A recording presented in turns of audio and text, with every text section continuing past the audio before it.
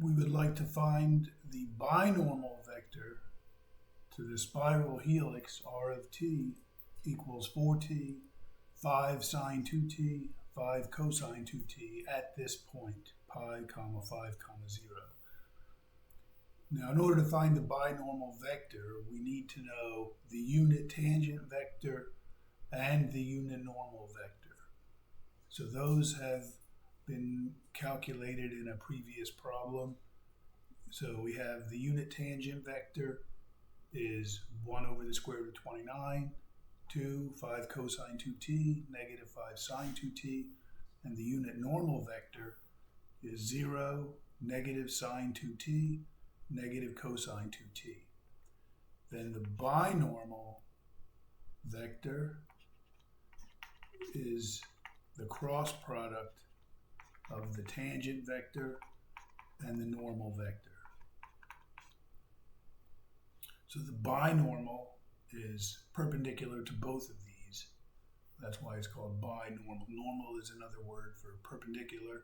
It also sometimes means length 1, so that can be confusing. But in this case, binormal means it's normal or perpendicular to both of these vectors.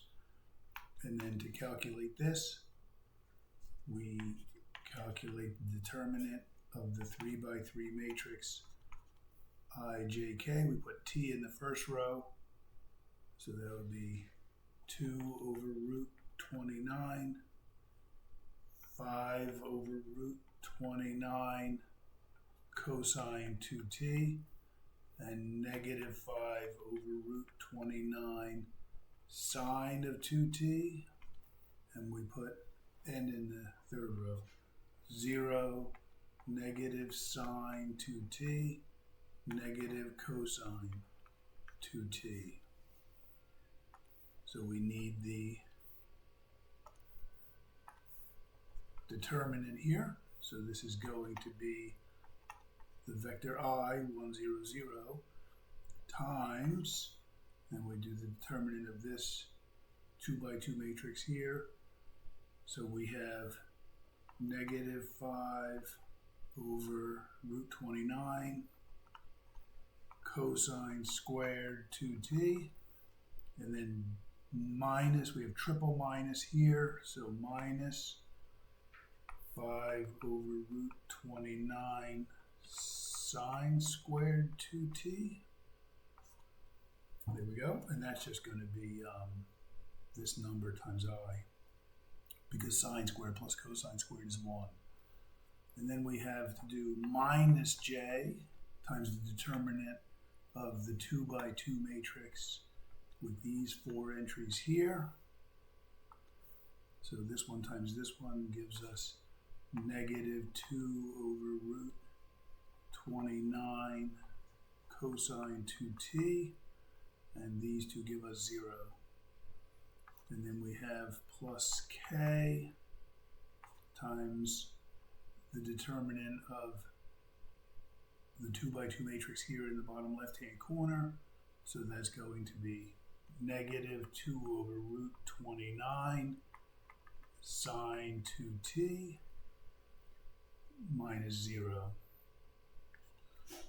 So it looks like the final answer for B of t is in the first component, the I component, we just have the number, negative 5 over root 29. And then in the j component, we have a plus, and we have 2 over root 29 cosine 2t. And in the k component, we have a minus 2 over root 29 sine 2t. And if we would like, we could factor out the root 29 and write this as negative 5, 2 cosine 2t, negative 2 sine 2t. And this is a unit vector. You can double check. The magnitude of this guy will be 25 plus 29 square root. 25 plus 4, which is 29. And then take the square root. So that's a unit vector. And basically what's going on with these three vectors, the tangent, the normal, and the binormal, is we have some curve. The tangent vector is pointing in the direction that the curve is moving. The normal vector is pointing in the direction that the curve is bending. And so at this point of tangency, the curve is basically in the plane that is determined by these two vectors. So the t and the n are the plane, make a plane in which, like this, you can think of these as an x-axis and a y-axis. So you get a plane determined by these two vectors, n and t. And then that plane, the curve lives in that plane, and the normal vector to that plane is b. So if you want the equation of that plane, you need the normal vector to that plane. So that's the vector b, which would be sticking straight up out of the screen.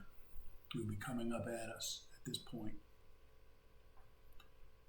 Okay, so now actually they want us to plug a number in because we wanted to find the binormal vector at the point. It was pi 5, 0, and that corresponded to t equals pi over 4 from the previous problem.